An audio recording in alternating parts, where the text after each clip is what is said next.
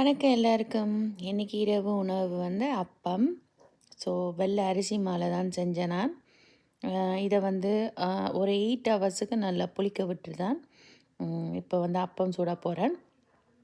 இதுக்கு வந்து நான் வந்து ஈஸ்ட் சேர்க்கையில் இதுக்கு நான் வந்து பான் தூள் இருக்குது, அதை நல்லா நீங்கள் வந்து அந்த ரோஸ்ட் பண்ணிவிட்டு, இல்லைன்னா மிச்சம் இருக்கிற அந்த பாலை வந்து கொஞ்சம் தண்ணி விட்டு நீங்கள் வந்து புளிக்க வச்சிங்கன்னா அதை நீங்கள் அதோட போட்டு கிரைண்ட் பண்ணி நீங்கள் செய்யலாம். இல்லைன்னா பான் அந்த அந்த ரோஸ்ட் தூள்கள் இருக்குது தானே, அதையும் கூட நீங்கள் இதோடு சேர்த்து அரைச்சி நீங்கள் பாவிக்கலாம் ஈஸ்ட்டுக்கு பதிலாக. ஸோ நான் ஈஸ்ட் போடாமல் தான் இந்த அப்பம் செய்தேன்.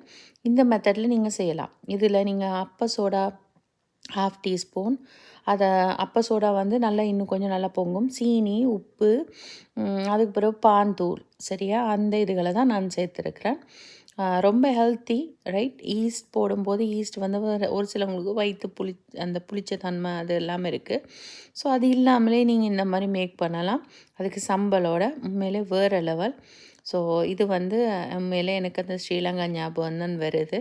உண்மையாக நல்லா இருந்துச்சு இரவு அந்த உணவு. அப்பம் வேறு லெவல் அப்பம்னு தான் சொல்லுவேன் நான். ட்ரை பண்ணி பாருங்கள். ஓகே.